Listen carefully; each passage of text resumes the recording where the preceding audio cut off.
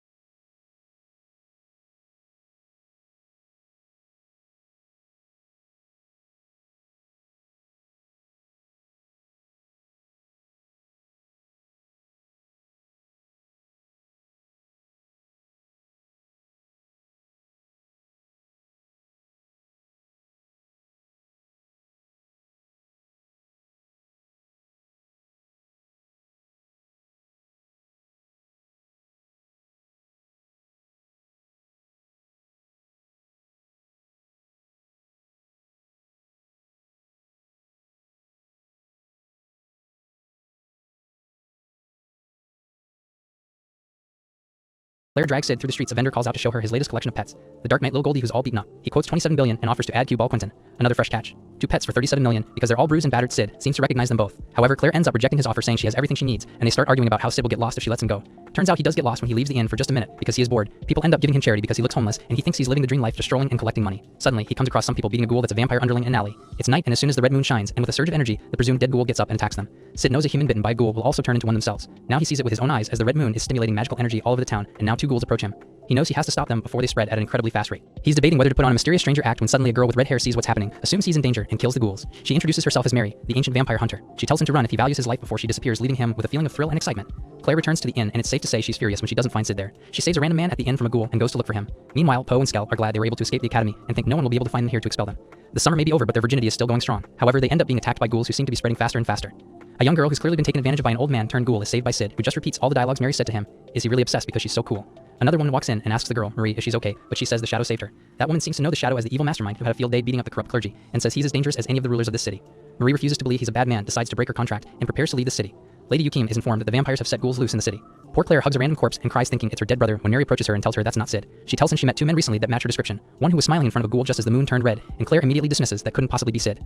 Mary saw the second one not long ago, a dark knight with no noticeable features captured and about to be taken away by the Blood Queen's followers. Claire thinks her brother is in the Crimson Tower, and Mary informs her that they plan to offer him to the Queen as a sacrifice. To awaken Blood Queen Elizabeth from her 1,000-year slumber, they require the blood of a living young man. She's surprised that the Queen's slumber has been kept secret for so long just so she would awaken on a night like this with the red moon. Claire and Mary team up to find Sid because they're headed in the same direction. Poe and Skell try their best to escape the ghouls. They don't want to die without having any physical contact with a girl except their moms. The Dark Knights fighting the ghouls are saved by the Shadow once more repeating the lines he heard from Mary. Lord Crimson's plan to take over the city is almost complete with the ghoul invasion, but he's informed they're facing some unexpected resistance. He thinks it's the fools who think they're his equals. Yukima, the Spirit Fox, ruler of the White Tower, and Juggernaut the Tyrant, ruler of the Black Tower. He's certain they'll meet their end once the Blood Queen revives. But there is someone else too who's going around the city killing ghouls. Sid is determined to stay on his quest to become the Eminence in Shadow as she shows up in front of Yukima and Juggernaut. A warrior kills everyone in his way while powering through to the royal capital castle. No one is able to stop him. The power he feels while killing humans is everything to him, as he says. We see a lot of dead bodies cut in half on the ground, and it seems like a clear accomplishment for him until a person with red hair comes out and slices off his right arm in a swift attack. This came out of nowhere, and it was seemingly his victory until this happened. Should have been a little quiet with all the killings, I think. No, look what happened to him. He is kept a prisoner at the royal castle. But the thirst of killing humans is getting him from the inside. He just wants to slice up some humans. He seems to be getting out of control until one day, some more warriors arrive. The ghouls have taken over a lot of towns, and it seems to be getting a lot worse with time. The Tyrant comes out killing some of the ghouls. He seems very strong, and is actually the captain of the Black Tower. A chained-up warrior is looking at him with envy as he kills everyone in his way. Then come out the warrior of the White Tower, Spirit the Fox. She is even stronger than him, some would say, and she starts to attack the Tyrant. The fight is getting a lot tense when all of a sudden a warrior comes out of nowhere bringing a halt to their fight. This is the Shadow who kills everyone who lurks in the shadows. You could have come up with something a lot cooler. He seems to believe that everything is coming to an end because the red moon is up. Tyrant mocks his thinking or even somewhat praises it as he strikes through the ancient artifact of a gave the castle. The chained-up warrior cannot believe his eyes seeing Tyrant break this door with just his sword. The Fox seems to have some kind of friendly relationship with the Shadow and excuses herself. Shadow is walking out of the scene when the chained-up warrior looks at him. He feels little to no energy from him. Thinking he is weaker than him, he jumps out with his sword, getting his wish to slice up someone, but gets slit through himself. His body is cut in half by the Shadow, and he has no idea what just happened. Shadow walks away saying the red moon has appeared and it will bring horrors with it. We see Alpha in the royal library looking for an answer to her theory. She is researching about the vampires and the possessed and searching for a clue if their hypothesis is right or not. She is here with Bettis to look for the sample to take to the Lord Shadow. Alpha is going through every book when suddenly she hears a thudding noise from one side of the library. It is Claire and Mary coming to Claire's brother.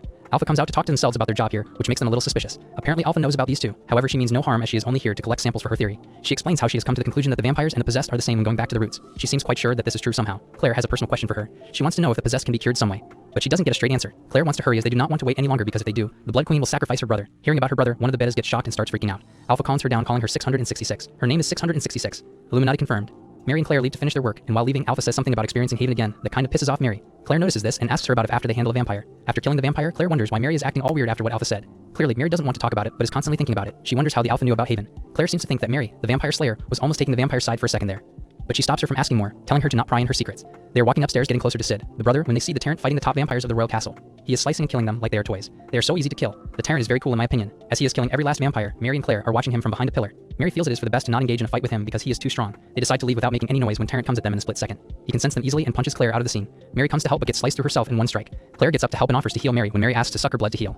I have never seen any kind of vampire suck blood through the victim's mouth. She just wanted an excuse to kiss. After sucking her blood, Mary gets Super Saiyan level of strength and attacks Tyrant. Getting a real fight after so long, Tyrant is very excited to get more of her. He is still very strong even after Mary gets a boost of power. In a blink of an eye, Tyrant teleports right behind Claire ready to attack her when Shadow comes out of nowhere, throwing Tyrant out of the castle with a single kick. Claire and Mary have no idea what just happened and who this guy is. Hearing his name, Mary recognizes him. Shadow leaves saying the frenzy has begun and they have very little time remaining. Claire is still shocked to see Mary just suck her blood. Mary apologizes and promises to tell everything about herself. She starts by telling her that she is herself a vampire. Vampires used to kill and devour humans like animals, and within them was the Blood Queen. But a time came when humans discovered vampires' weaknesses and the hunter became the hunted. Vampires were falling like flies and within no time, there were so few left of them. Blood Queen was also one of the survivors living among humans. She wanted to live with peace and harmony among them, so she gave up drinking blood and so did everyone following her. This came with benefits and disadvantages, because not drinking blood made the vampires very weak, but the plus side of this was that they could live under the sunlight. The thirst for the blood was still there, but everyone managed to live without it, except the Queen. The Queen had so much need of the blood that her body still burned in the sunlight. The haven Alpha was talking about was almost complete. Because of the Queen, everyone was living so happily, but the night came, the red moon appeared, and 3 kingdoms fell under its weight. Shadow is having fun killing all of the vampires around, but is not getting what he wants. He wanted to find the boss to have a splendid battle with him, but it turns out that is not going to happen anytime soon. He feels like this is one of those events where they focus more on group fighting than the bosses, so maybe they don't even have an actual boss. Every event has a boss, just wait and watch. Disappointed by everything, Shadow decides to finish up the rest of the vampires and see if he finds any boss. If he doesn't, he is going to go home taking the rest of the gold coins. As he leaves, we see some kind of an evil flower bloom. The girls reach the scene looking for MC and Queen Elizabeth. Claire looks for her brother while Mary wants to see if Elizabeth is revived or not. They get a little separated from one another when Mary yells at Claire to watch out. Claire turns to look but gets stabbed through her heart with a giant tentacle type of arm. It is the flower, and it has bloomed into a giant rose flower. We see Queen Elizabeth inside the flower, and she is revived. Mary doesn't know how to feel about this situation as Elizabeth takes Claire and brings her close to herself. Bringing her close, Elizabeth is ready to suck her blood out. Mary tries to stop her, but she is too far away to reach her and stop in time. She is sucking Claire's blood when suddenly, Alpha with others shows up, saving Claire from Elizabeth. They attack Elizabeth and blast her into pieces. Thinking that Elizabeth is done for, they look at Claire to see if they can save her. They see that the injuries she has endured are too fatal and first aid is not going to be enough for her. They are figuring out a way to help Claire when Elizabeth brings herself back to normal. She looks like is sleeping while causing this chaos. Alpha knows that they have to fight her with their full strength. They have to make sure the Lord's sister is safe as their Lord is nowhere to be seen. Alpha gets ready to take Elizabeth on, telling 664 to join her while others give her cover. She attacks Elizabeth but barely gets a blow on her. Elizabeth is getting stronger by the minute and they cannot keep handling her for much longer. As they are fighting, Yukima is watching from up above. Suddenly, they think they have managed to cause some damage when Elizabeth bursts out with a huge magical energy. Her power can be felt for miles and this intrigues Yukima. She knows she has to be careful around her now. Mary knows her queen and how she is the most powerful even though she admits Alpha and others are powerful as well. Everyone is focused on Queen Elizabeth when the Juggernaut of the Black Power jumps in landing a punch on Elizabeth. This guy is fun to watch for some reason. The punch didn't do anything. In fact, it hurt the guy himself. Queen powers up and rains slicing attacks from above on everyone present. It goes on for a hot minute before stopping, and it causes a lot of damage to everyone.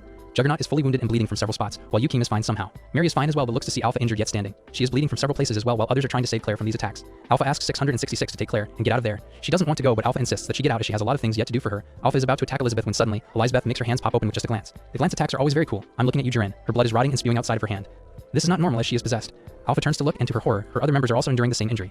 Everyone's blood is clotting outside of their body. She cannot figure out how she is doing this, but she knows that somehow Queen Elizabeth is controlling the demon blood. Suddenly, Claire also starts getting the same treatment, and hers is way worse. She is about to die because of the blood rotting when we see her waking up inside a hospital. She is all fine on a bed and wakes up to see Aurora sitting right in front of her on her laptop. She wants to know what happened and how she got here all of a sudden when Aurora tells her something very shocking. She explains that her possession has been cured, and it is he who did it. This he is someone new, and Claire has no idea who she is talking about. She asks Aurora about this person, but she isn't giving her a straight answer. Aurora tells her instead that she has not a lot of time before her body turns into a rotten mess, and there's nothing she can do to stop that. She goes on a rant telling her about evolution and how monkeys adapted to the environment to turn into humans. She wants her to know that she has both types of blood, the possessed kind and the vampire kind. Both of them are trying to adapt inside her body together, and it is not going well. Claire wants to know if there is something she can do to stop it, but Aurora reminds her that there is not. Suddenly, something happens and some kind of lining on the arm of Claire starts shining. Aurora gets up ready to leave, saying that time is up and she has to go now. Claire keeps asking her to at least tell her who is he, but she avoids answering the question when right at the door, she tells her that he is Shadow. This shocks Claire, and we are back at the fighting grounds again. Claire has awakened somehow, shocking everyone. Beta and Mary have no idea what just happened and why Claire looks different all of a sudden.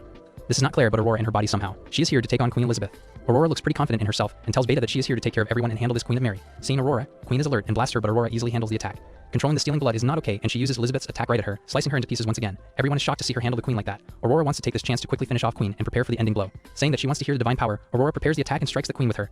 But that doesn't happen, and her hand and neck are blasted. She feels like this body of Claire cannot control that power right now, and she just made a simple mistake. Seeing her slit neck, Beta is worried to death, but Aurora assures her that everything is fine. She heals herself back to normal in a second. Beta is surprised to see her do this easily. Queen takes the chance and attacks Aurora again, and this time she is having a difficult time stopping her. Beta is worried about her, but she explains that she was here just to buy time for him to show up, and he is here. Suddenly, with a huge blast, Shadow makes an entry and shocks everyone. Juggernaut knows who this is, yet everyone else doesn't. They are surprised to feel such immense power from a single person. Seeing Shadow, Queen wastes no time and blasts him, but Shadow handles her attack like a child play. Everyone is impressed seeing Shadow stand up to the Queen like that. Beta is happy to see Shadow, but wonders why he is here. She feels like he cannot be here just to fight the Queen, but Shadow says that he cannot afford to lose any single one of them. Beta is rooting for Shadow and lets him know that she believes in him. She yells at the top of her lungs saying that she knows that he is going to win. Shadow feels like this is his chance, and he cannot afford to lose for the second time. Saying this, he jumps at Queen Elizabeth. Creating his sword, Elizabeth does the same and creates her sword from her powers to fight. They are ready to battle head on, and the fight begins. They are flying through the sky, landing blows on each other while everyone watches. The animation is great, I have to say. One of the best. Aurora looks at them fighting and feels happy that Shadow is the one that is going to win for sure. Juggernaut, on the other hand, is frustrated seeing that they are having fun alone. He wants to fight as well, but cannot compete with these two, so he has to stay put. After a while of fighting, Shadow and Queen come close to each other when Shadow tells her that she is going to be finished here. Impressed by the confidence, Elizabeth asks his name. He is about to tell his name when Mary notices something and yells the Queen's name. He says that his name is Recovery Atomic, and right then, everything changes and the environment turns back to the way it was. The red moon is gone and everything is recovered somehow. We see people grateful that they are alive. Some people are complaining that they lost their armor and different things, while others are happy to be just alive after all that mess. We see the city back to the way it was before. We see MC standing by the train while Claire says goodbye to Mary. Claire is worried about her as she now knows that she has special powers in her left hand. On the train, Claire and MC are heading somewhere when Claire shares with MC that she has a special condition somehow and has special powers trapped in her left hand. She is worried that this might affect her brother, but MC is hopeful and confident in her that she will be able to pull through this. He knows that his sister has many trials and tribulations in her life ahead, but he will be right by her side always to support her. This makes Claire very happy. Alpha, Beta, and others also left while Juggernaut of the Black Power was sitting drinking. He is impressed by Shadow and wants to fight him someday. Back on the train, Claire is curious and asks MC if he knows about Shadow. MC knows about him as the person who burnt their school but doesn't know why she is asking about it. Claire drops the subject as it is too complicated to get into right now. A high-value Mitsugoshi cargo carriage, laden with precious goods, is ambushed by a formidable gang of bandits. These criminals have forcibly extracted the female Mitsugoshi employees from the carriages and are in the process of pillaging the cargo, which includes valuable commodities such as tea leaves, cocoa, coffee, and other products estimated to be worth a staggering 100 million zeni. As the bandits go about their criminal endeavors, one of them confides in the terrified women about their sinister motives. He asserts that the Mitsugoshi company's exceptional profitability and rapid expansion pose a grave concern for his boss. The anxious young woman cautiously inquires about the identity of this employer. The bandit reveals the name Garter, the president of the major corporate alliance, NCA, and a figure of high standing in society. The young woman voices her skepticism, noting that Garter is well known for his devout adherence to the divine teachings and his significant contributions to the church. It seems inconceivable that such a man would employ bandits to disrupt honest business activities. In response, the bandit cautions her about the hidden facets of every individual's character. In a calm, the woman asserts that there is no point in reiterating what they already know. In a remarkable turn of events, they suddenly find themselves encircled by an assembly of women dressed entirely in black. It's the Shadow Garden. With the removal of their disguises, the women reveal their true identities as fellow Shadow Garden members, with no trace of dread left on their faces anymore. The bandits, taken aback and overmatched, have no chance as they succumb to a merciless one-sided onslaught. Following this swift and decisive encounter, one of the Shadow Garden women named New reports to Alpha that their assault has considerably diminished the strength of the NCA. Skell and Poe proudly parade their recently acquired designer outfits from Kamatsu do Mitsugoshi to Sid during their lunch, proclaiming it to be their latest ploy to charm the ladies. Sid notes that anything design related from Mitsugoshi is probably from Ida, which increases the number of girls who may bank off Shadow's knowledge. As Skell continues to flaunt his new attire, the Kamatsu do Mitsugoshi logo unexpectedly peels off from his shirt, revealing the emblem of the store where they had made their purchase. Skell is disheartened by the realization that he's sporting a knockoff, but he attempts to console himself by suggesting that they can simply reattach the logo as if it were a minor issue. Sid, meanwhile, has a revelation regarding the clothing he's wearing, which was prepared by Alpha and her team. He realizes that the attire he's seen people wearing, which he had assumed to be commonplace in the new world, is, in fact, a product of Mitsugoshi. He understands that this revelation is the result of the knowledge he shared with the girls to expand their market share. With a disapproving expression, he remarks on the unfairness of taking business from others, causing discontent among those who've been affected. He departs, declaring his intention to reclaim everything that rightfully belongs to him, leaving Poe and Skell confused by his cryptic statement. In his dorm room, Sid outfits himself in a sleek black suit, securing his hair in a tidy short ponytail. He completes his transformation with a magician's mask, unveiling his latest persona, the super elite secret agent known as John Smith. Fully prepared, he proceeds to rendezvous with Yukim in an unoccupied train compartment. Upon meeting, Yukim expresses her satisfaction at having Shadow on their side, but Sid promptly disowns the name, declaring his intention to go by John Smith henceforth. He asserts that his collaboration with Yukim is primarily motivated by the prospect of a profitable partnership. During their meeting, Yukim provides John with an update on recent developments in the market. She reveals that Garter has convened a meeting of the major corporate alliance to discuss fortifying their strategies against Mitsugoshi. Emphasizing the ongoing conflict between Mitsugoshi and the NCA, she underscores their intent to seize everything. Yukim implores John to take action on their behalf, cautioning him about the formidable Getten, the sword devil who has assumed control over the NCA. She underscores his ruthlessness, noting that he stops at nothing to achieve his objectives. To demonstrate her commitment, Yukim discreetly reveals a deep scar on her back while mentioning her plans to handle Getten herself. As the train comes to a halt, John takes his leave, vowing to obliterate the existing order and rebuild it from the ground up.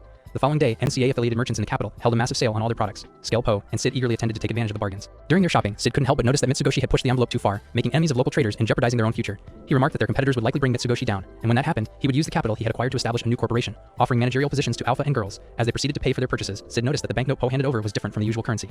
Poe explained that it was the new MCA-issued banknote, and the sales event was designed to celebrate its release. Intrigued, Sid requested a closer look. Upon inspection, he discerned significant disparities between Mitsugoshi's banknote and the NCA's. The Mitsugoshi banknote uses multicolor printing and has a carefully placed watermark, while the NCA's version had simpler, cruder printing and a less detailed design. Sid recollected sharing details with the girls about an MHK documentary on banks and credit creation, which seemed to have inspired them to establish their own bank. In a sudden recollection, Sid shared a childhood memory with the two friends. He recounted how, as a child, he had aspired to make copies of a 1,000 yen bill using a copy machine at a local store. However, he abandoned this dream after a cashier scolded him. Skell and Poe were puzzled by the story, and Poe asked Sid to return his money. Sid, refusing the request, swiftly takes off with it. In his John Smith persona, Sid met up with Yukim once again to share his findings. He explained that the banknotes were essentially worth nothing more than paper, as long as the banks held the gold reserves. Their sole advantage was the convenience they offered over carrying gold coins. He handed Yukim the two banknotes and asked her to spot the differences between them.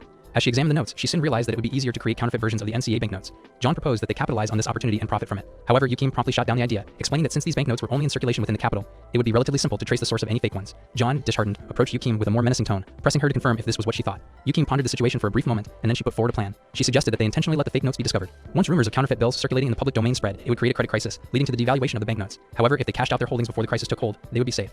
Yukim nervously smiled as she presented this strategy to John. Once again, John posed the question menacingly, inquiring if this was indeed what she thought. Yukim, sweat running down her face, confirmed her stance, saying yes. With Yukim's affirmation, John disembarked from the train with a gloomy expression. Afterward, Sid headed out for his evening meal and encountered Delta. During their interaction, Delta picked up on the distinct scent of a fox that clung to Sid. Curious, she inquired about it, and Sid explained that he had been engaged in hunting foxes, causing the scent. With that, Delta swiftly proposed that Sid join her in hunting bandits. However, Sid politely declined her offer, advising her to attend to the tasks Alpha had assigned her first. Delta gazed at Sid with big pleading eyes, which he noted reminded him of his pet dog John from his previous life.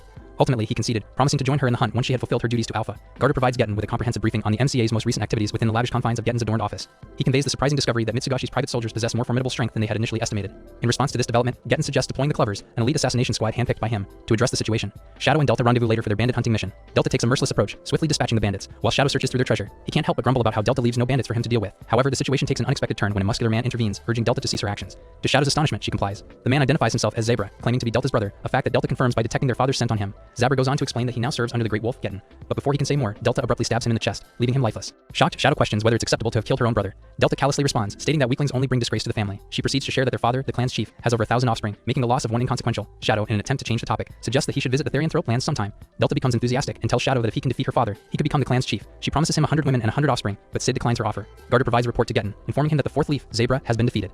He further notes that in recent months, their firepower has been significantly diminished, leaving them with almost nothing. Garter, in his pragmatic approach, advises a temporary retreat to reevaluate their situation.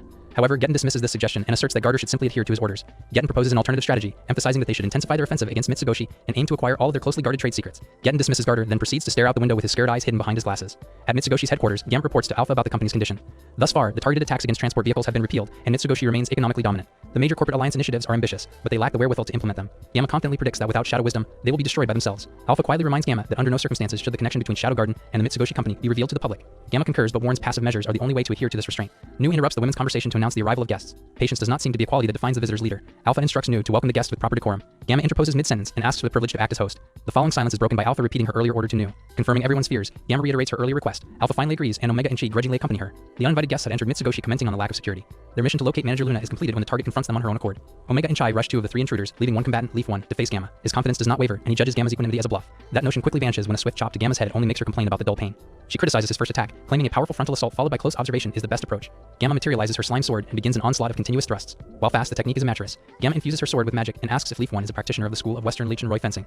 Leaf 1 is incredulous that she identified his techniques after a few seconds. Magically infused thrusts continue to assail him. Recognizing that Gamma could perceivably predict his next move, he aims another strike on Gamma's head. Using a blade rather than an open hand makes no difference. The results were the same. Gamma recognizes her opponent's strength and gives him the honor of facing her full might. She begins the secret strategy that her master taught her. The art of jam a lot of magical energy into it and hack away. Collateral damages keep on piling up as Gamma haphazardly swings her sword. The onslaught comes to an abrupt end as the wild combatant stumbles over the protruding slats of the walk. The subsequent unnamed magic blows a hole in the wall of Mitsugoshi. After recovering from her faceplant, Gamma once again acknowledges Leaf 1 as a master combatant who led her into a trap. Chai and Omega arrive to assist Gamma with her bloody nose, having finished their fights. Leaf 1 realizes that his companions have been defeated and attempts a tactile retreat through the newly formed hole. Gamma pursues the fleeing man, only to trip again. The sword retains motion and flies out of her hands. The whirling blade miraculously pierces Leaf 1's neck. An explosion, a moribund man, and an exasperated Alpha are the results of the blast. Gamma proudly chuckles and proclaims it as a secret technique, the self-sacrifice spinning wheel. The unsuccessful raid forces Garter to admit the failure to the lycanthrope warrior Getten. They have lost contact with all Clover members, deployed reinforcements, and the surveillance team. Garter articulates that some major corporate alliance members have financial ties with Mitsugoshi and will not remain silent. Getten dismisses the issue and orders the president to squelch any dissenters. Garter can only swallow his protests as he leaves the wolf lycanthrope. Getten reflects that giving the Clovers titles may have overinflated their perceived worth. The cult of Diablo's children would have been a better option, but after the deaths of Grease and Lutheran, the allocation of resources has been spread thin. The setbacks do not dissuade Getten. He views it as a valid way to demonstrate his strength and value to the cult. After their acceptance, he will have power that no one can challenge. Under the setting sun, two people are engaged in sparring. Alexia is fiercely engaging the uninterested Sid. After several engagements, Alexia manages to disarm her black-haired opponent. A slow clap follows this accomplishment, drawing a sigh from the winner. The two break for food, selecting a bun food stand for dinner. Alexia asks for Sid's opinion on her progress. He confirms that she is getting stronger. Sid quietly wonders what triggered the change. He concludes it was either a change in mindset or the discovery of a solution to a previous problem. Alexia continues to eat her bun and expresses dissatisfaction about her advancement. She believes that her current power is not enough. An unenthusiastic reply forces Alexia to guide Sid on a proper reaction. After Sid is coerced into asking why, Alexia confesses that she no longer wants to feel like a spectator. Her one friend is suffering. The world is moving without her, and if she stays ideal, she will be abandoned. Parting from Sid, Alexia expresses how carefree Sid is about life. She wishes Sid could remain that way for as long as he lives. Later that night, John Smith quietly drinks steak at a noodle shop. A cat-like lycanthrope approaches the counter and asks for an extra-large order of char siu. Without turning her gaze, Yukim's attendant reports the production has been completed. The debonair gentleman's face finally changes, warping into a smile. He sneers that the time has arrived. Yukim subsequently explains to John Smith how the operation is organized. The production center is located in an inconspicuous Viscountcy. Law enforcement is not the highest priority, as a desultory magistrate oversees the fiefdom's governance. Printing presses will be housed in an abandoned coal mine, and all produced items will be transferred to a lawless city distribution center. Counterfeit banknotes will be circulated into Migger Kingdom from lawless city to avoid backtracking. Yukim's second attendant presents John Smith with a genuine and imitation banknote. The spirit fox asks the suave gentleman if he can tell the difference between the two. Rapidly darting his eyes back and forth, John Smith deridingly declares it is obvious. He flicks the bills back to Yukima and pontificates the discrepancies. One of them uses coarser paper, consequently, the ink bleeds differently, and there are distortions in the print. Yukima exclaims in shock about his deductions while John Smith secretly fist bumps. She avers that the higher quality bill is fake. John Smith started to say the same thing verbatim, but the end sounded off. In an attempt to replicate it perfectly, Yukim surpassed the original design. John Smith assures the worried Yukim that few people could tell the difference. She announces distribution will begin immediately and reminds John Smith of his two promises, to thwart any pursuers and to leave Getten for her. He took everything from her. It is only suitable to reciprocate and take his life as reparation. The masked man sighs and agrees to the terms. He reminds Yukima to mind her steps. Revenge can lead people astray if the path gets muddied. Shadow Garden caught onto the counterfeits after a few bills appeared in their Mitsugoshi stores. Gamma explains to Alpha that the patrons seemed unaware that the currency was forged. Alpha asks about the major corporate alliance's awareness of the issue. Gamma states they are oblivious to the threat and keep issuing new cash, as it may lead to a predicament. Alpha orders Gamma to bring their attention to it. Mistrust about one currency would lead to doubt about the other, leading to a credit crisis. Mitsugoshi's adoption of fractional reserve banking would make a bank run catastrophic. Alpha considers this scenario may be their intention but dismisses conjecture for another time. Their priority is to find the distribution site. Thanks to Shadow Garden, NCA discovers the spreading of fake money. Garter quickly reports this development to Getten. The blind warrior asks which note is inauthentic, but Garter is not confident in his answer. Getten orders the corpulence merchant to track down the origin. Garter quickly accepts, dashing out of the room. Now alone, Getten admits the circulation of NCA currency exceeds their total liquid capital. He assumes it is the same for Mitsugoshi. The plan Alpha was worried about is revealed to be Getten's true purpose, but it was not supposed to go into effect this early. The cult of Diablo's capital is wrapped up in NCA assets, and Getten has not finished separating them. If the premature circulation continues, the cult could lose a sizable fortune. As darkness falls on Lawless City, 664, 665, and 666 descend on an outward bound train. It is confirmed to be carrying contraband, including counterfeit NCA banknotes. Other teams will search for the counterfeiters, but 664 squad is in charge of intercepting the cargo. The leader singles out 666 for making questionable decisions. All she has to remember is to follow orders. 666 says she understands, but 664 expresses doubt. 665 sneakily eats something and tells the two to get along. After jumping down from the roof, in charge of intercepting the cargo. The leader singles out 666 for making questionable decisions. All she has to remember is to follow orders. 666 says she understands, but 664 expresses doubt. 665 sneakily eats something and tells the two to get along. After jumping down from the roof, the three-women cell begins its infiltration. The absence of passengers is understandable, but no guards is abnormal. 666 notices something glistening and warns her teammates to be cautious. Before any response could be expected, a web of wires binds 664 and 665. A sonorous voice asking the women for their tickets makes 666 turn her head. Instead of a conductor or ticket collector, there is a dapper gentleman controlling the wires with the tips of his fingers. 664 pulls out a knife to cut the constricting threads, but the blade snaps before making a mark. 666 realizes it is reinforced with magic and demands his name. John Smith obliges and manipulates his obscure weapon of choice to ensnare the remaining number. 666 valiantly charges forward, but her sword catches on a few strands at the last second. John Smith acknowledges that her decision was correct, but chastises her for being too inexperienced to do it properly. Untroubled by her proximity, he tightens the bound around 666. John Smith announces that he knows they would come, but their appearance is too soon. They cannot be allowed to know anymore, and with a swift motion of his hands, John Smith defenestrates the bound trio. Recovering on the ground outside, 666 prepares for a counterattack, but 664 orders her to stand down. Engaging the target without a plan would lead to the same result. As if to signal their withdrawal, the train accelerates away from the defeated women. The only option is to report to Gamma about the man in the suit. Walking away, 666 remembers the power John Smith displayed. Frustration gives way to lamentation as 666 questions why she is weak. At Mitsugoshi Company headquarters, 664 concludes her report. Alpha is surprised to hear how 3 of their numbers were bested by a new opponent. As Gamma has no information on this John Smith, thinking he might be a first child of the cult of Diablos, Alpha postulates he might be a resident of the lawless city. But while the two leaders debate his origin, 666 interjects to clarify the strength of John Smith, much to the fright of 664 trying to keep her in line before their leaders. Panicked at the idea of punishment, 664 rushes 666 out of the office as 665 sings farewell to Alpha and Gamma. Resuming the briefing, Gamma updates Alpha that she assigned Zeta to search for an objective they previously discussed, with Alpha hoping Zeta's silence on reporting in is because her mission is progressing well, as Zeta concurrently overlooks her objective alongside her backup. With the cult holding a heavy resistance, Alpha voices wanting the fighting to finish soon so they can relax, worrying Gamma before deciding to send Delta to handle John Smith, with the Therianthrope ready to hunt. On a train leaving the lawless city, John Smith reviews his notebook before noticing the prowling Delta pursuing the train. She charges and breaching his cabin in her usual feral hunting, only for her attack to be halted by magical strings as John Smith casually holsters his notebook to continue fighting her. As Delta dodges the string attacks, she roars with enough force to rupture the train cabin outward, but John Smith immediately takes advantage of the debris to pin her down under the rubble. As John Smith stands above her to deliver a villainous monologue, Delta turns from raging to inquisitive upon smelling him so close, then jumps playfully once she realizes he's actually her master, Shadow. Sid is dejected that Delta found out and ruined his roleplay, but he gets over it to give her a back ride to another train cabin. Sid asks why Delta was there and she confirms she was ordered by Alpha to hunt John Smith, only to realize Sid is John Smith, so she knows she can't beat him. Stopping her from reporting back to Alpha, Sid tells her that she cannot tell Alpha because he's in the middle of a secret mission. While Delta playfully asks to accompany him, Sid declines as the mission is something only he can do, and it could end in failure if she reports back to Alpha. But as Delta is conflicted since she's on a mission for Alpha, Sid reminds her that his authority overrides Alpha, so he gives her a special mission instead, promising a reward, within reason and his abilities, an excited Delta. Breaking off the window, Sid brings Delta to the opening and directs her to the lawless city to hunt Juggernaut at his black tower. Delta reviews her assignment. Sid reminds her that the reward will be under his conditions, and she gleefully races off. Exasperated, Sid worries about the situation and thinks about Alpha, but is sure that Delta will be home once the weather is warm enough. The next day, Gamma reports how their scouts found the battle scene of the train along with Delta's belt ornament from her tail, cracked and broken. Alpha is shocked as Gamma fears the worst, as both know Delta would never abandon a mission. Alpha orders the search to continue, if at least to find her presumed dead body, cracking the window in quiet rage. As Gamma informs her of the continuation of counterfeit bills flooding the market, more than the assets needed to redeem the value for the bills, Alpha now believes John Smith planned for the credit collapse, wiping out the major corporate alliance and Mitsugoshi, distracted by their commerce war, and take what remained for himself.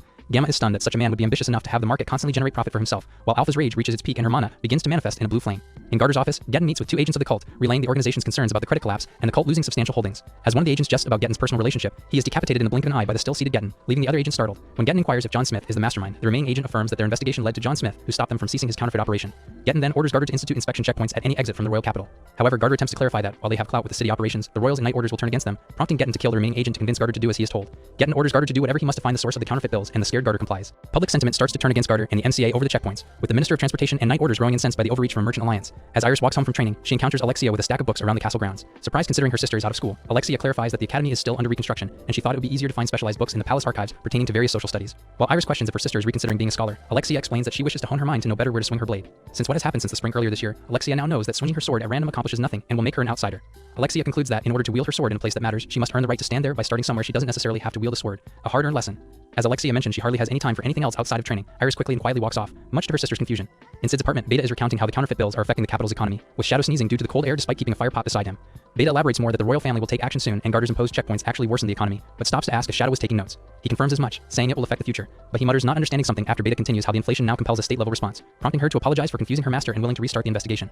Shadow orders she continues while placing his hands over his fire pot to keep warm, and she sadly brings up no contact with Delta and is presumed dead, perplexing Shadow as to why she hasn't returned yet. Beta begins to bring up more information, but Shadow excuses himself under the pretext of other matters, until she asks if he took notes. Per Shadow Garden regulations, all documents are to be encrypted or destroyed, but Shadow shows her the notes and she is amazed by the complexity of the unrecognized language. Shadow boasts he developed a coded method using 5 languages he developed, gifting Beta a page to decrypt to learn some of his wisdom. Elsewhere, John Smith reads his notes from Beta's report as Natsu informs him that the train is approaching the NCA checkpoint, prompting him to put his notebook away. At the checkpoint, one of the NCA members asks if they can really enforce a checkpoint, while his senior colleague reminds him of their orders to stop them or give them an accident. While the junior member voices how the knights would stop them soon enough, the senior member shouts how they have no choice lest their black market lies end. Frustrated, the junior member summarizes Garter's role as nothing more than a simple merchant, while the senior member is more afraid of whom Garter answers to.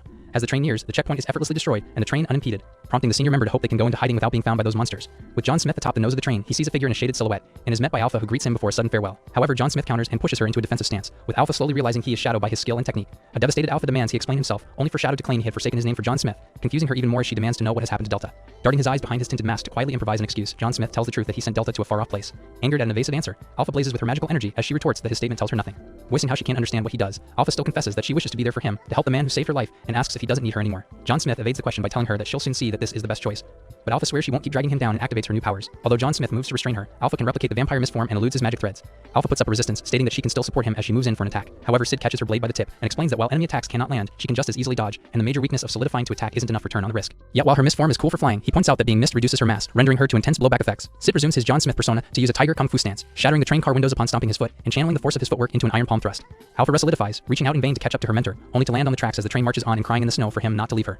At the abandoned mine, Yukine shows John Smith the hordes of gold collected from their counterfeiting operation, having drained the major corporate alliance of all their reserves. Yukine also apprizes John Smith that she has been concurrently gathering authentic banknotes, planning to cash them for the public to see how the MCA is insolvent, causing a credit crisis and destroying the alliance for good, with the ripple effect reaching Mitsugoshi as well, as the businesses that supported the Midgar Kingdom economy will systematically collapse, and when the government gets involved to quell the chaos, Yukine aims to destroy all the evidence leading to their operation and vanish without a trace. John Smith, sneakily citing Beta's report, concurs and notes how prices have increased, triggering inflation and forcing a response at the state level. Yukine is impressed by his foresight, and he retorts he cannot take all the credit, much to her flattery. Leaving their storehouse by train, Yukine brings up what she told him before 3, about her youth in her small village. Yukine narrates how when the great hero Shiva fell in battle, the various mighty clans warred for his crown, which had her Spirit Fox clan at their mercy. To survive, the Spirit Foxes forged an alliance with other like-minded clans, thus the Spirit Foxes made an alliance with the Great Wolves. Being the daughter of the only three-tailed fox, Yukine was betrothed to Getten, son of the Great Wolves patriarch. The two were joyous and were happy in their company, as well as their peoples were celebratory to their union. But the war between two neighboring clans spilled over and destroyed their village, rendering the wisdom and strength of the lesser clans to nothing. However, Getten had made their union. But the war between two neighboring clans spilled over and destroyed their village, rendering the wisdom and strength of the lesser clans to nothing. However, Getten had made a bargain for more power using red pills, but Yukime's mother refused such a measure and the villagers followed suit in faith in her judgment.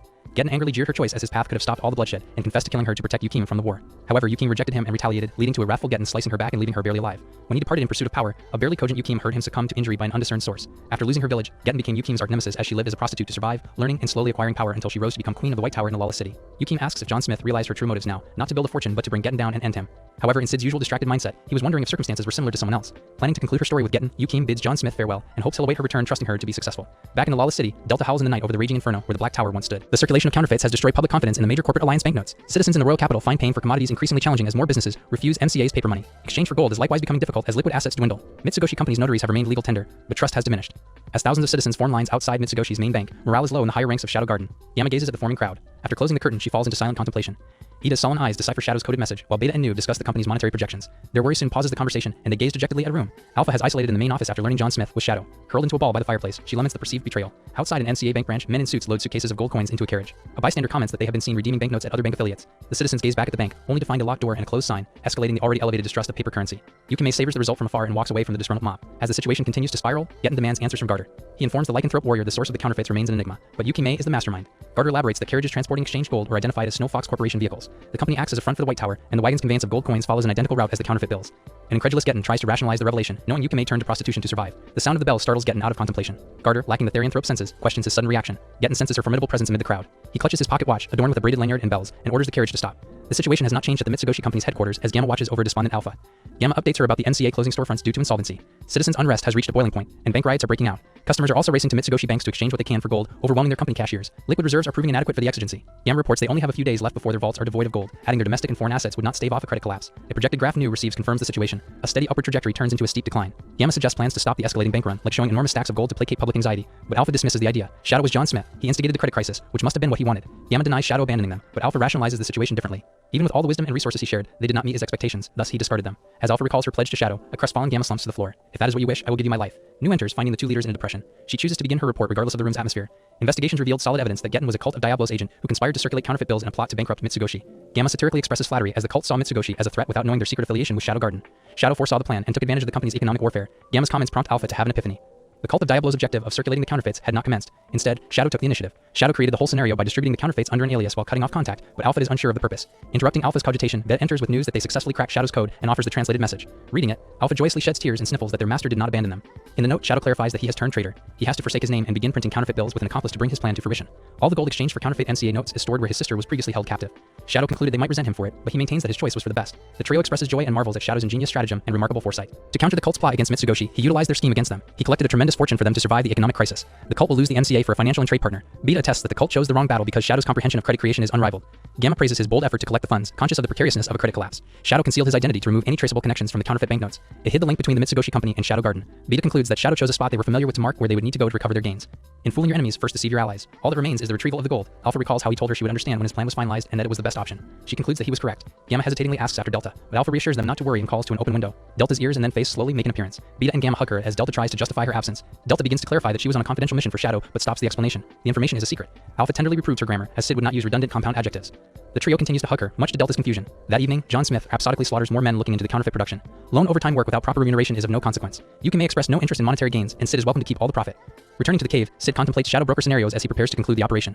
The leading idea is standing on a clock tower and murmuring profound but meaningless words. Eminence's daydreams cease as an empty room greets him. A heavy silence befalls the area. Yukum's attendants, Natsu and Kana, break the silence with pattering feet. They rush into the room, announcing they have lost contact with Yukume. John Smith tunes out their words, pondering how such a heist could have occurred. At the mention of Getten, he suddenly turns his head, silencing the pair. The masked gentleman maniacally laughs, perceiving Getten as the perpetrator. The empty jail cell finally attracts the notice of therianthropes, but Kana thinks it is hasty to assume Getten is the perpetrator. John Smith's mana blazes in a rage, frightening the girls and cutting off any more conversations. He proclaims that Getten will return what is precious to him. Citizens-led riots continue to escalate in the royal capital. NCA banknotes are now being used as kindling over large street bonfires. Uninterested in the turmoil, Getten collapses, having been mortally wounded by Yukime's war fans, Tessens. Her golden-haired, nine-tailed fox technique overwhelms the warrior. Getten frustratingly croaks that things would be different if he had that power. Nothing would have been taken from him. Frustration turns to anger as Getten voices Yukime's unjustified betrayal, turning against him.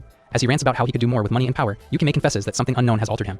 Regardless of evolution and the murder of Yukime's mother, Getten once saved her and the village. There are vestiges of hope that the man she knew remains inside Getten. She concludes their battle with those words, sparing Getten's life. Perceiving Yukime's departure as ridicule, Getten retrieves a vial of red pills from his pocket. Consuming one, he gains a power boost and uses his snap blade to cut Yukime's back. As his eyes regrow, a bloodthirsty Getten declares he should have killed her back then. Gazing at Yukime's lacerated back with regained sight reminds Getten of that day he murdered her mother. A traumatic episode overtakes Getten, but he pushes through to finish her. A timely attack from John Smith interrupts the coup de grace. A stunned Yukime sees John interposing himself between herself and her oppressor. Getten mocks him for coming into the open, but John Smith does not replay the taunt. Clashing with Getten's blade, the masked fighter states he is there to retrieve something precious to him. Getten thinks the special item means Yukime, recalling how she was before his treachery. John Smith exclaims he knows Getten is the one who stole from him and reiterates his reclaim of his precious thing. Getten roars that his claims are hypocritical, and he would not feign ignorance. As their fight rages around the snow embankment, Yukime retrieves Getten's pocket watch, thinking how it would have been simpler for John Smith to abandon her. His ambiguous declaration of something very precious leads Yukim to the same conclusion Getten reached. Yukime's reflection on his compassion halts when Getten is sent flying past her, bloodied by John Smith's wrathful assault. John Smith demands that Getten voice the truth, but Getten refutes his demand, claiming he has nothing to say. Getten tries to swallow the rest of the pills in the bottle, but Getten's actions are again interrupted by John Smith. A swift stomp in Getten's mouth is followed by another demand for Getten to talk. Every refusal to speak is punished with another beating. John Smith's obscene power makes Getten recall the masked monster who took his eyesight years ago. He starts to weep, confessing that all he ever wanted was the power to protect. The moribund Getten points to Yukime and entrusts his precious treasure to John Smith in his last breath. The masked fighter tells the now dead Getten his treasure will be in good hands as he hugs Yukime to heal her wound. Yukime weakly trundles over to her savior and collapses in his arms. Embracing the wounded woman, John Smith administers first aid, healing her wound. The magic coursing through her body is reminiscent of someone who healed her when her village was destroyed. Yukime suddenly realizes that the suit-wearing healer is the boy who saved her life and tearfully thanks him for all he has done. The only response is a question regarding whether Getten said it was under the snow. Inside the capital, the collapse of the major corporate alliance has mandated official intervention. Iris Midgar and the Crimson Order raid the NCA vault only to find it empty. As Garter attempts to make excuses, Iris orders Marco Granger to arrest Garter. A few of his crimes are disrupting the market and offensive actions against the royal distribution network. Iris walks away, a severity to her gaze. Yukime returns to a worried Kana and Natsu. They question the whereabouts of John Smith. Grasping Getten's pocket watch and bell lanyard, Yukime explains that he has gone to give him a proper burial. Yukime is similarly confused at the empty storeroom as a dark figure emerges from the shadows. Alpha formally introduces herself as Kana and Natsu stand guard, but Yukime waves them down. Alpha sees Yukime's confusion and confesses to Shadow's compartmentalization. She hands the Spirit Fox a letter belonging to Getten. Shadow Garden sees relevant documents before the royal investigation into the NCA dissolution. Yukime tells Alpha that the handwriting is sloppy but is not necessarily due to Getten's eyesight. In their youth, she often acted as his scribe due to his penmanship and inability to sit at a desk. Alpha elaborates how the cult of Diablos is responsible for Getten's change, taking advantage of his weaknesses. Shadow is at war with them, and Shadow Garden is supporting his efforts. Alpha surprises Yukime by revealing how Mitsugoshi Company is the public front of Shadow Garden. Yukime successfully deduces that all her gold will be used to survive the credit crisis.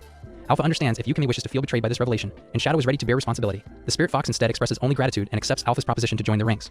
The Mitsugoshi Company would continue to handle public associations, and the Snow Fox Corporation would act as a liaison for the underworld. Thanks to the new funds, Towers of Gold greet the anxious customers as Gamma and her staff exchange coins for bills. The Mountain of Gold and the irreproachable exchange process has restored public trust in the Mitsugoshi Company. Sid continues digging for the gold he thought Getten had buried in the snow. His happy ending seemed just in his grasp, but now the money is missing. Mitsugoshi is stable, and Yukime is quiet. Delta helps him dig and pesters him to honor his promise to do what she wants. Sid retorts that he promised to do anything within his abilities and wishes he had a voice recorder to prove she was lying. At Delta's confusion, Sid clarifies that a voice recorder is a weapon of the shadows and could destroy the world, shocking the therianthrope. Sid compromises but cannot guarantee anything as he is not Santa Claus. Sid describes Santa Claus as a fiendish demon lord in red who betrays people's dreams.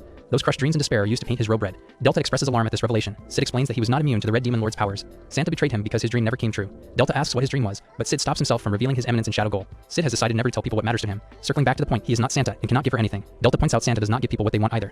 They come to a mutual agreement of not understanding each other and move on. Sid tells Delta he is departing on a journey. He wants her to think hard about what she would want from him, and to tell him once he returns. Sid's personal discovery journey is to give the women in his life some space. He believes they are furious with him. After they cool off, he will casually return after a suitable length of time without apologizing. It is Sid's secret technique for interpersonal relationships. Exhaust the other party until they give up. As he leaves, Delta discovers something and calls for Sid, only for him to be out of earshot and gone. Skell and Poe go to Sid's dorm room to invite him to accompany them to Mitsugoshi HQ to hit on the employees. However, they find Sid missing but discover 6 premium tickets for Mitsugoshi Hot Springs Land, and from their usual logic, they decide in their own favor to use the tickets to boost their chances of meeting ladies. They head over to Mitsugoshi, where they show Nu the tickets and ask her to join them. Only for Nu to turn from exhausted by their antics to perplexed by this, so she takes them inside Mitsugoshi's offices to interrogate them with a pair of employees polishing weapons for intimidation. She asks how they acquired the tickets, as the contents were delivered only to a chosen few, to which Skell and Poe were not among those names. They tell her that they got them from their friend Sid, and that he asked them to invite Mitsugoshi employees. She asks to confirm if the Sid they are talking about is Sid Kaiduna. The two claim as such, and that he gave them the tickets. Knowing Sid is her lord, Shadow, Nu surmises that he gave the tickets to his classmates for some purpose, and has the numbers call a meeting with the 7 shadows. She asks if Sid will be present in the hot spring, they affirm, and she takes her leave while asking they take their leave in a wrathful tone. In the conference room, they convene to deliberate on the motive behind Sid's cryptic message. Alpha discusses with the 7 shadows and the rest of the named numbers what could be Shadow's plan to send his schoolmates to invite her on a date, before correcting herself and claiming it was for all of them. Ita proceeds to explain the origin of Mitsugoshi Hot Springs Land, inspired by a tale native to the area where the resort was built. In their earlier years, after completing a mission to quell the cult of Diablos, a dying adversary muttered to Shadow that he would never possess the dragon's golden tears. Intrigued, Shadow inquired with the other members, and Gamma recalled a reference to the dragon's tears in a regional fable. This prompted Shadow to lead the group to start digging throughout the region for these elusive tears. After 3 days of digging, Shadow abruptly departed and left the girls to continue the excavation, during which Ida stumbled upon a hot spring. The Mitsugoshi Hot Springs land was subsequently established at that very location, but despite their efforts, they failed to detect any trace of dragon magic in the area. Hence, the impending trip to the hot springs was seen as an opportunity to uncover new information. As they debated on who would attend the hot springs excursion, as 3 tickets were for Sid and his friends, leaving another 3 tickets for a select trio among themselves. With disagreement, the subordinate members left to allow the leadership to resolve the debate, and a resolution was reached through a game of rock, paper, scissors. Consequently, Beta, Zeta, and Delta emerged as the chosen trio to embark on this quest for answers. At Mitsugoshi Hot Springs land, the trio encounters Skell and Poe, but their anticipation is dampened by the absence of Sid. Frightened by their angered smiles, Poe offers reassurance that Sid is merely running late, alleviating their concerns as they begin to head inside.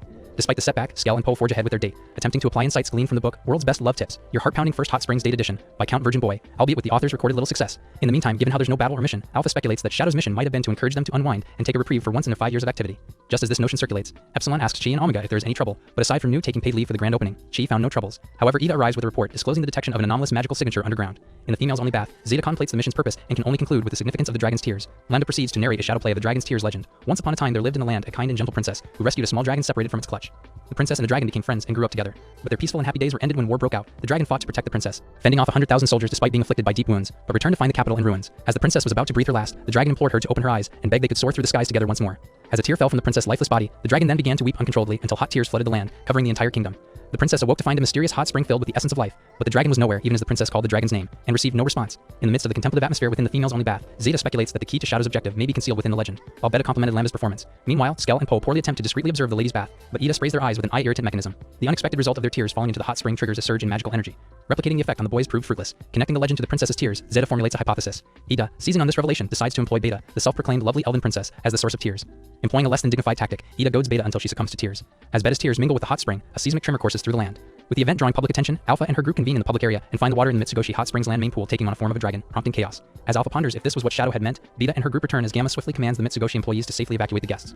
Adapting to the circumstances, the Shadows don white attire instead of their customary black. While Epsilon is initially confused to see themselves in colored versions of their uniforms, Ida applied spray colors out of necessity in concealing their true identities as members of the Shadow Garden. The dragon is confronted by the Shadows, but Ida and Gamma fall behind, and Beta is taken captive as she is still hurt by Ida's words. Once the dragon is defeated by Alpha, a golden magic cascades like snow from above upon their victory, infusing the hot spring water with enchanting properties that improve beauty and health, such as skin quality and high blood pressure and more. While Beta continues to shed tears, the dragon's spirit tenderly licks them from her eyes before ascending into the sky. As they witness this ethereal spectacle, Alpha concludes Shadow's true intent was to rescue the dragon's soul, which had led him to dispatch them on this unforeseen mission. Afterward, Gamma and the Mitsugoshi staff entertain that the guests come back, claiming the event was staged for the opening and use it to sell limited edition merchandise to celebrate the resort's grand opening. As the guests buy the merchandise, Gamma is pleased by the profits while Alpha is pleased by the dragon's salvation. Inside the vendor stall, Nu recalls how she was on her day off, but is working the venue, to which Lambda just tells her to take a compensation day for her troubles, and the day continues as usual for everyone. Later in the evening, Skell and Poe head home with no recollection of what happened from all the damage they took. However, Poe thinks that is a good sign as it fits with Count Virgin Boy's book, and they're on the right track to becoming men, as they cheer into the night. Sid's introspective journey has brought him to a small tavern in the Oriana Kingdom. The taverner, Marie, apologizes for the meager selection of drinks, explaining that soldiers seize expensive items to finance the war effort. Urban warfare has ruined the surrounding town, occasioning an unfortunate arrival time for her and Sid. Paying no mind to her concerns, Sid reminisces about his past actions. His journey started without direction, and the time allowed for a profound meditation of his eminence in Shadow Dream. His efforts have been largely reactionary, performing in whatever seemed eminence and shadowy in any situation. Sid wonders if he should continue that path, orally commenting, "Can things really go on like this?" Marie, engaged in food preparation, misinterprets the rhetorical question as a reply to the previous conversation. Agreeing, she declares they must not give in to the situation. Marie sets her resolve aside to focus on a patron, handing her the completed sandwich. Before the customer puts the plate down, a nearby hand seizes half of her meal. 665 takes a large bite, ignoring 664's reprimands. Marie quickly promises to make another sandwich. Rose is not with her teammates and has remained in her lodgings, as she whimpers an apology to the empty room. Vivid hallucinations of patricide run through her mind. King Oriana grips Rose's rapier with a bloodied hand, using his last breath to call her choice unforgivable. The cold eyes of her father rouse Rose from the nightmare. Lying in bed, Rose returns to her senses. The princess glances through the window, commenting on the destruction of First Castle Town. Joining Shadow Garden was to gain strength and rescue her kingdom. A knock on the door interrupts her thoughts. Minus 664 announces their departure, followed by 665's ebullient encouragement. Departing from the tavern, 664 explains she will not be in charge of the mission. The operation commander is 559, a distinguished Shadow Guard member whose previous victory over 89 has granted her the right to challenge the named numbers. 664 notices 666 preoccupied musings and offers to discuss her thoughts. 666 politely declines, explaining there is nothing. The gluttonous 665 forces 664 to begrudgingly accept the unsatisfactory answer to stop her massive appetite. The three arrive at the rendezvous after nightfall. 559, already present, skips the pleasantries and asks if the trio were briefed about the mission. She sighs after hearing a negative and begins to explain the specifics. Perv's faction besieged the small case town 2 days ago. Such an insignificant location should have no strategic value. However, the cult of Diablos dispatched named children, their strongest troops, to conquer the area. Their objective is to discover the cult's intentions. 559 pulls 666 attention away from the dead royalist soldiers and asks if she knows the reason for her inclusion. 666 speculates it is her intimate knowledge of the area. The assumption is correct, but 559 clarifies that was the only reason. 559 confesses that Rose's presence, using 666's birth name, was a special request made by her. Rose's power was given to her by Shadow. Her teammates explain that the 7 shadows empowered everyone, the only exception being the 7 shadows themselves. 559 corrects their explanation, saying she, too, was granted power by Lord Shadow, calling Rose weak despite receiving such a blessing. The devout 559 will eliminate anyone undeserving of Shadow's power. Movement on the ground halts her fanaticism, and everyone focuses on the road. Dozens of carriages head in the direction of proposed ruins. What was once a war memorial to soldiers' sacrifice against Diablos became an amphitheater. The 4-women squad quickly follows behind and begin observing their activities. They discover the cult leader Koedaway the Gale and a large assembly of first children. Koedaway inserts a card into a pedestal, reminiscent of the key cards used in Sanctuary's laboratories. The subsequent illumination of the pedestal and surrounding area signifies a connection. 666 is shocked by the sudden appearance of her mother, Reina Oriana. The queen places her hand on a runic circle at Koedaway's behest, unlocking the sealed contents, a ring affiliated with Hero Freya. 559 recognizes the relic and tells the other to prepare for combat. She gives cursory answers to her teammates' questions, calling it the key. Reclamation is the new priority, shifting the mission from reconnaissance to assault. 666 begs 559 to reconsider the decision due to her mother's presence. The commander ignores her pleading and chooses the queen as her first target. Rose parries the strike, asking for an explanation. Elaboration is not the attacker's objective, and she receives no answer. The queen recognizes her daughter and hurriedly falls on her for support. 559, unimpressed with the spectacle, pivots to break the sword lock and transfers the momentum into a right hook. The attack hits Rose's face, sending her and Queen Oriana tumbling, but the enclosing cult members inhibit further assault. Rose's treachery confirms for 559 her unworthiness of servitude.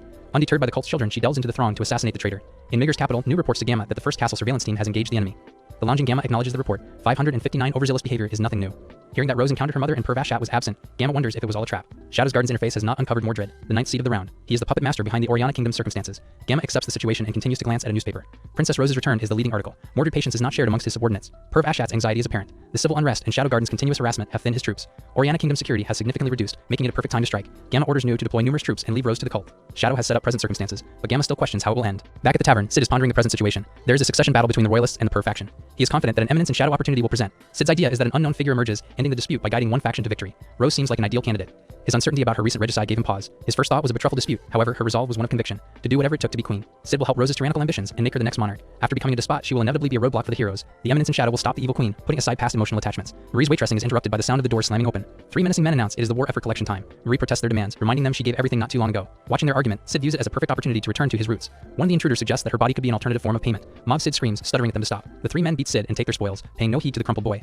Marie begs Sid not to be so reckless. She kindly smiles at his apology. An ex-prostitute from the lawless city is familiar with the feeling of despair. Ultimately, she received help from him, and now she received help from Sid. Sid says his final goodbyes to Marie, declining to stay longer. She refuses his attempt to pay, stating that he saved her, and they part ways. The plot-contriving mind of Sid's is already in motion. He is impressed with the 3 soldiers' performance, but refuses to be outdone by them. Over the next few days, Sid tried to realize the birth of Tyrant Rose without success. He purposefully got locked up in a corrections facility to try out the life of a prisoner. The convicts found themselves making an explosive jailbreak. Freeman Sid immediately joined a volunteer army and went on a near-suicidal expedition. Sid helped from the shadows by mimicking an Oriana legend. Some older men got all the credit, invalidating all his efforts. To be a proper fixer, one must stand out by not standing out when standing out. A glow from a nearby ruined house offers shelter for 3 men, the exploitative soldiers from Marie's tavern. Surrounded by loot, they comment on the wise selection of locations. The lost ground on the western front and the reappearance of legends make other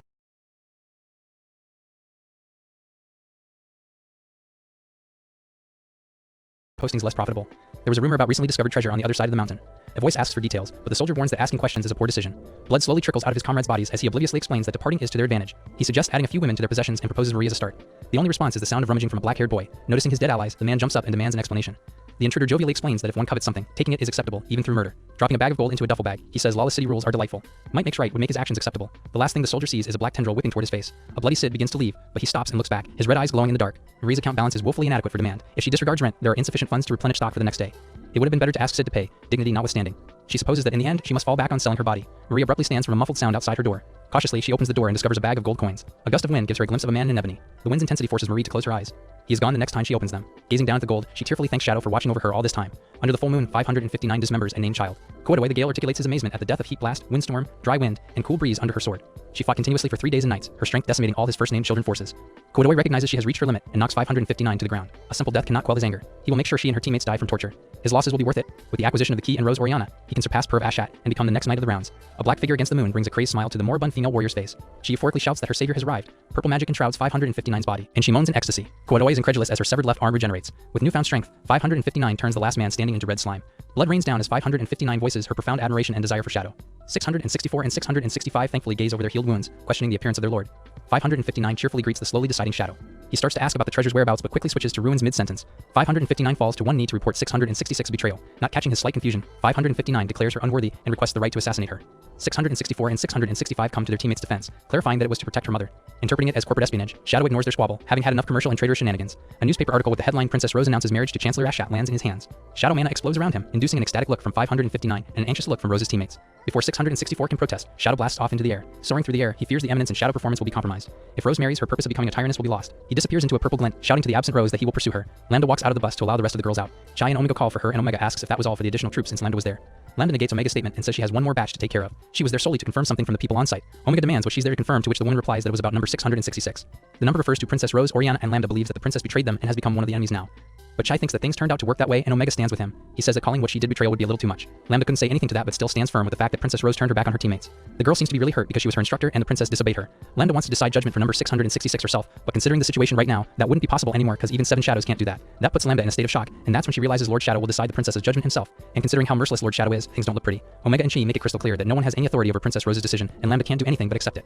Lord Shadow, like I said, is walking around the town, eating some snacks and eavesdropping the conversations of the locals. Businesses are going down and people are disappointed in the princess who murdered her own father. Everyone sees her in an evil light and believes that she must pay for all the chaos she caused. Sid turns his snack into ash, using his powers, and talks to himself how cool it would be if Princess Rose Oriana's marriage gets cancelled. He is so ready to make an iconic comeback, but appearing from the sky won't look as amazing in broad daylight, so he plans to hop over the gate and show off his teleportation skills. As he is about to bring that plan to action, Epsilon calls Sid from the back. Sid stops there and looks back to coincidentally find his teacher there. She asks Sid if he was there for the problem.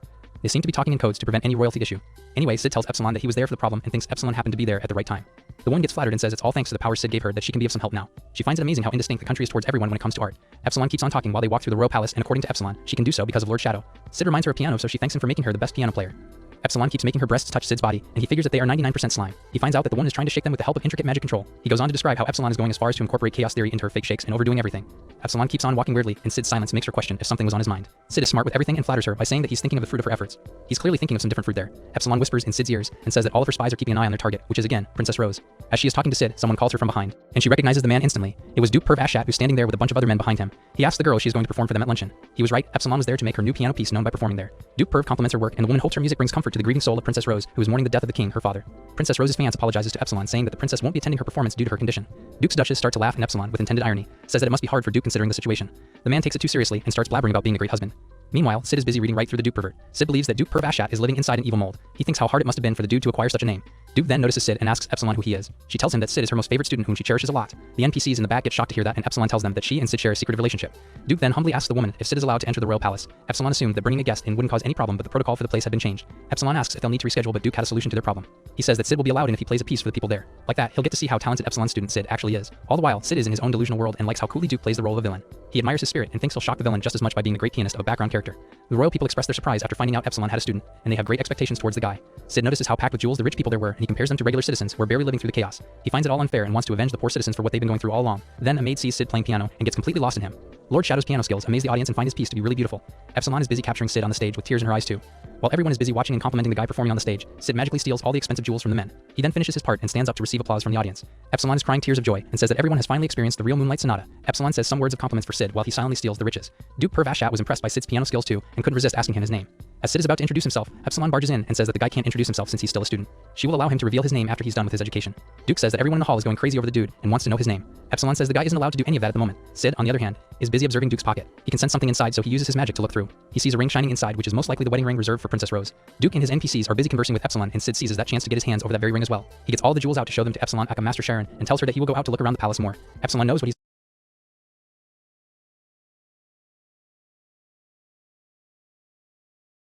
up to, so she smirks and allows him to do whatever he can since this is the right opportunity. Then the same maid from earlier comes in and offers to show Sid around the place. She doesn't give the guy a second to refuse her offer and introduces herself as Maid Margaret. She mentions Princess Rose, and Sid's ears catch up on that really quickly. The maid hovers over Sid, practically forcing him to join her and see all the new places. Sid didn't want to join her, but when he noticed that Maid Margaret's breasts were not all slime unlike Epsilon's, he gave in. The two are walking through a garden, and Sid mentions the weather after seeing the flowers. The maid tells him that an artifact keeps the temperature warm in winters and grabs Sid's arm to glue her breasts to his body. She keeps on talking and mentions how much she loved his performance earlier. She talks without taking a second breath, and Sid is busy talking to himself in his mind. He says that the people of this world find his skills to be magical since he's from modern Japan. The maid mentions how early patron is keeping his eyes on Sid, and becoming his personal pianist will earn him 100 million zeni per year. Sid asks if the salaries are yearly there, and Margaret mentions another artist who loves Sid's work. Working with the second artist will pay Sid less compared to the first one, but Marcus Newell will surely win him fame. Sid finds the yearly salary thing amusing, and he gets famous as a bonus, so the offer doesn't sound bad to him. The maid starts to grind her chest against Sid's and recommends working for her family instead. Her family would pay Sid way too less, but she reassures him that she talked to his father for an upgrade. A royal guard was watching the two from the back, and seeing them together was making the man really mad. Maid Margaret doesn't stop talking, and it is getting really annoying at this point. Sid is starting to get tired of her too, and says Master Sharon wouldn't allow him to do any of that. The maid holds his hand and tells him not to worry about the lady at all. Sid struggles to get his hand out of Margaret's but succeeds at the last. Sid then asks the girl if she was Princess Rose's maid. That makes the maid a little upset and gets disappointed in Sid for having any kind of interest in Princess Rose. The maid mentions that she hates the princess, but it was never like this before. She used to find the princess really kind, but after what she did, the kingdom went into ruins and nothing's the same. The maid girl still demands attention from the guy by using Princess Rose's situation. She first says that she can't help Sid with that information, but then begs him to ask for even a little hint. Sid, like the cunning fox he is, figures out what the maid was trying to do with all that sympathy. The maid was trying to get him into her religion, but the guy escaped before she could. Sid was going to escape the garden when a guard stopped him. When Sid asks who that fat dude was, he gets offended saying it's impossible for a pianist to not recognize a garden guard. The dude seems to have some nuts in his head loose and keeps on saying some baffling stuff, full of insecurity. This man keeps hovering over Sid like the maid, but in a more aggressive way. Sid just keeps saying sorry, offending the guy even more. The guard then screams how he and little Maggie are in love with each other. Sid was confused and the man starts to describe his delusional love story. The woman clearly hated seeing the man, but he was too delusional to notice. The guard keeps up with his crap while Sid escapes. Sid blames all of that weird behavior on religion, and rightfully so. Then we see Princess Rose talking about the kingdom and her mother. Shadow Garden was after her and she won't get a second chance now that she's a betrayer to them. The cult of Diablos will add to her stress and her kingdom will vanish one day. The princess notices Sid climbing over the wall and opens the window to run and hug the guy like she'd been missing him only. Sid missed her too and was there to inform her about something. Then we see the two sitting together holding hands and Sid tells the princess that he snuck in as a pianist for her upon her asking. That surprises her and Sid wanted to talk to her about her marriage while snacking on the biscuits. The princess refuses to say anything and says she's going to marry Duke no matter what. Sid says that's not possible in a very dramatic way, then grabs a biscuit again. Rose cuts him off and begs him to not talk about that day. She asks him to not think about her, like the dude ever cared. Sid squeezes her hand and says they're the same. He emphasizes on the fact that the princess chose to be a dark knight despite her kingdom hating the fencers. Sid tries to validate the princess's feelings of loneliness and says he has been the same. No one understood Sid's dream either, so he could feel Rose's pain on a closer level. Rose gets emotional and promises she would understand Sid's dream even if no one else does. Sid then says how the world keeps rejecting his ideals and calls him stupid. Rose is at the verge of crying and says she doesn't care what the world thinks. Sid's dream is the only thing she cares for, and the guy holds her face and tells her that she's perverting her way of life after all the sacrifices. That upsets Rose, and Sid tells her that he says so because she stabbed her fiancé and then went on to murder her own father. He says he can understand why she did what she did, but he can't understand why Rose is choosing to do something that contradicts her ideals. Sid wants to prevent the marriage from happening and says Rose is wrong for marrying the person she harmed. He says it's wrong to give up now, and Rose gets up, saying she's got nothing else to say to Sid and tells him to forget her. Then we're brought to Rose talking to her fiancé in the dark. The man says he could hear the voices coming from a specific area in her room, but Rose keeps denying. Duke could tell Rose had been crying and touched her face. Rose tells him to avoid touching her, and the man grabs her from her neck and threatens her using the queen's name. Rose gives in, and Duke throws her on the floor saying they have a wedding to plan. Sid is sitting out with biscuits still in his hand. He plans to use another tactic since the first one didn't work. He then pulls out the ring he stole from Duke Purve's pocket and leaves. Then we see two shadows talking about disposing of number 666, Eka the princess. One of the girls thinks it's too soon to decide Rose's fate despite the fact she was too careless with her actions. Epsilon plans to downgrade the rank of Victoria if she disappoints her. She then says they were at fault for not telling Rose about her mother earlier. They had no idea that the queen would be brought into the first ruins, and Epsilon thinks that 7 shadows were at fault for putting Rose and the queen in the same place. She mentions how no one wants Rose to find out about the matter yet. She then talks about Lord Shadow meeting Princess Rose. Epsilon believes that Sid is either after something else or waiting to see what Rose does since he didn't punish the princess. She believes that Sid's plans are to be relied upon, and he's the only one who can view the world from a different yet lonely point of view. The lonely man we're talking about takes off his clothes and hops in to take a long, warm shower. His plans are beyond anyone's understanding, but they want him to resolve the